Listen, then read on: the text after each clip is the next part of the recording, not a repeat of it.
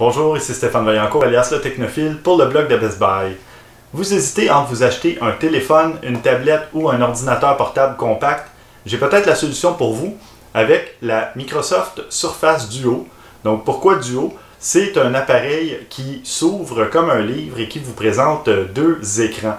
Donc c'est pas un appareil conventionnel, ça ne s'utilise pas nécessairement comme d'autres appareils comme un téléphone ou une tablette tout simplement.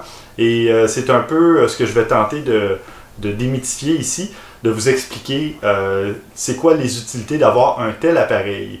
D'abord, ça vient de Microsoft, c'est un appareil Surface, mais ça roule sur Android, donc Android 10. C'est une expérience Android relativement standard. Il y a quelques petites exceptions dont je vous reparle un peu plus tard, mais c'est un appareil donc qui va vous offrir les mêmes caractéristiques ou à peu près qu'un téléphone ou une tablette ou qu'un Chromebook même. Donc vous avez accès à tout le Google Play Store, donc toute la boutique d'applications en ligne. Ça vient préchargé avec des applications comme Microsoft Office évidemment. Et puis c'est un processeur Qualcomm 855 Snapdragon. Puis vous avez l'option de 128 ou 256 Go de stockage. Il n'y a pas une grosse différence de prix entre les deux modèles, donc d'entrée de jeu, je vous suggérerais d'opter pour le modèle ayant le plus de capacité de stockage, évidemment, donc pour éviter de toujours avoir à gérer l'espace disponible. Allons-y avec le 256. Pour parler de l'appareil lui-même, bel appareil, ce sont deux écrans qui offrent une résolution totale de 1800 par 2700 pixels, donc 1800 par 1350 par écran. C'est pas tout à fait la résolution HD intégrale, mais ça donne quand même de très belles images, autant si vous regardez des photos que des vidéos. On peut replier l'écran à 360 degrés, donc complètement grâce à la petite charnière ici.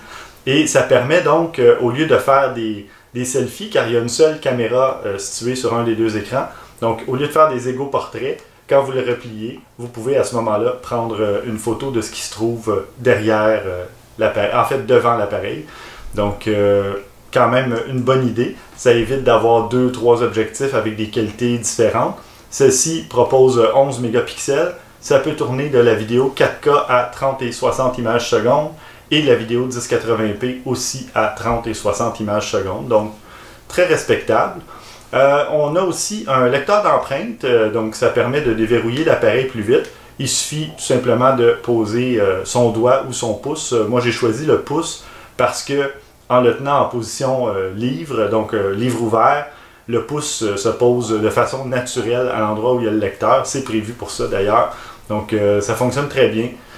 Et sinon, bien, comment est-ce que ça s'utilise? Entrons dans le vif du sujet.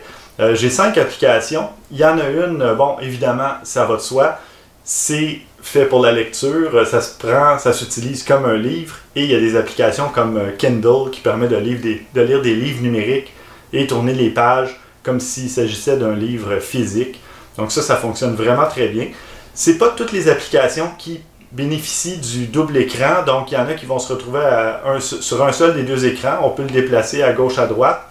Et certaines applications, lorsqu'on déplace au centre pour utiliser les deux écrans, vont faire plutôt un zoom, donc on lit sur les deux écrans une même page. Plus ou moins pratique, mais comme il s'agit de mise à jour logicielle, chaque application pourra être mise à jour éventuellement et profiter de ces deux écrans-là. Mais il y en a déjà qui le font, comme l'application Kindle, et ça fonctionne très bien. J'ai fait un peu de lecture là-dessus.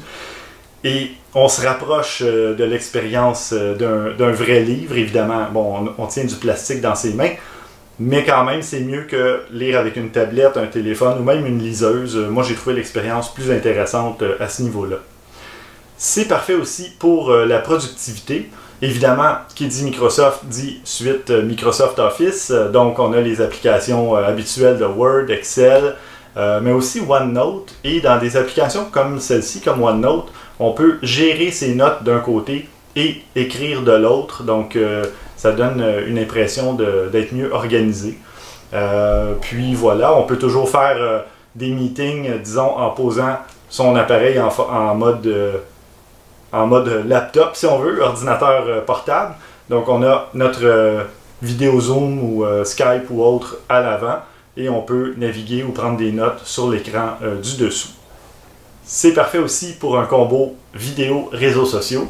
Donc on peut faire jouer une vidéo sur un écran, un peu comme je le disais tout à l'heure en mode ordinateur portable. Donc un écran posé à plat sur une surface comme une table ou un comptoir et l'autre écran surélevé. Donc on peut regarder une vidéo et consulter les réseaux sociaux ou naviguer sur le web pendant qu'on fait ça aussi. Ça fonctionne vraiment très bien. Sinon, bien, on a aussi les jeux vidéo à ne pas négliger. Parce que, comme il s'agit d'un produit Microsoft, eh bien, c'est possible d'y jumeler un contrôleur Xbox One, ce que j'ai fait pour les fins de l'exercice, évidemment. Il fallait quelqu'un pour se sacrifier. Et, ma foi, ça fonctionne numéro 1. On jumelle en Bluetooth comme on jumellerait n'importe quel autre accessoire. Et ensuite, le contrôleur nous permet de naviguer dans les menus ou tout simplement jouer. C'est parfait pour les jeux de course surtout, mais il y a d'autres jeux aussi qui peuvent être utilisés comme ça, comme des jeux de tir ou des trucs comme ça. Donc, ça marche très bien en quelques secondes et il y a plusieurs façons d'utiliser la Surface Duo, évidemment, puisque les charnières permettent de replier l'écran. On peut le mettre en mode ordinateur portable, on peut le mettre en mode console portable, donc l'écran complètement replié sur lui-même et avoir juste un écran posé à plat en quelque part, ou on peut l'utiliser en mode tente qu'on appelle. Donc, posé comme ça sur une table ou une surface, ça prend le moins d'espace physique possible et on a une très bonne vue sur l'écran. Donc, très confortable, on peut s'installer sur un tout petit coin de table ou autre et s'amuser pleinement. Et puis, comme la Surface Duo est très compacte aussi, ben, c'est plus utile à transporter qu'un ordinateur ou même une tablette. C'est à peine plus gros qu'un téléphone, comme je le mentionnais. Et on peut y mettre une carte SIM, donc ça peut servir de téléphone. Si vous avez une oreillette Bluetooth en plus, c'est merveilleux. Vous n'avez même pas à sortir l'appareil de votre poche ou sac à main. Donc, vous pouvez prendre vos appels. Sinon, ben, quand vous en avez besoin, vous pouvez utiliser un ou deux écrans, donc replier ou déplier. Vous en servez comme petit ordinateur en mettant un clavier au bas pour taper vos trucs dans votre fenêtre du haut. Donc, c'est vraiment un appareil, je pense, qui va plaire à certaines personnes qui veulent vraiment tout avoir, mais ne pas sacrifier de l'espace dans un sac ou quoi que ce soit. Donc, vraiment bien. La bordure aussi qui est faite caoutchoutée, qui protège bien. Port USB-C pour le chargement. Donc, ce qui manque peut-être, c'est le NFC. Donc, les trucs sans contact. Il y a, pour ceux qui apprécient ce genre de trucs payés avec leur téléphone, des trucs comme ça, il n'y a pas de NFC. Mais sinon, on a une expérience Android vraiment complète, à l'exception du fait, en tout cas moi, ce que j'ai pas réussi à faire, c'est faire apparaître les icônes des nouvelles applications que j'installe sur l'écran d'accueil. Donc à chaque fois, il fallait que j'ouvre la liste des applications et que j'aille glisser, déplacer la petite icône pour l'application. Donc quand on installe son téléphone, quand on le configure au début, la première fois, ça peut être assez long si on a beaucoup d'applications à installer. Mais sinon, ben, si on le fait une fois de temps en temps, ça paraît à peu près pas. Donc, ben voilà, j'espère que ça vous a renseigné un peu plus sur les multiples utilisations de la Surface Duo parce que c'est un appareil justement différent des autres, donc auquel on doit, qu'on doit comprendre en fait comment l'utiliser pour en tirer le maximum. Si vous voulez voir plus de photos de produits et de caractéristiques techniques, je vous invite à lire ma critique complète sur le blog de Best Buy.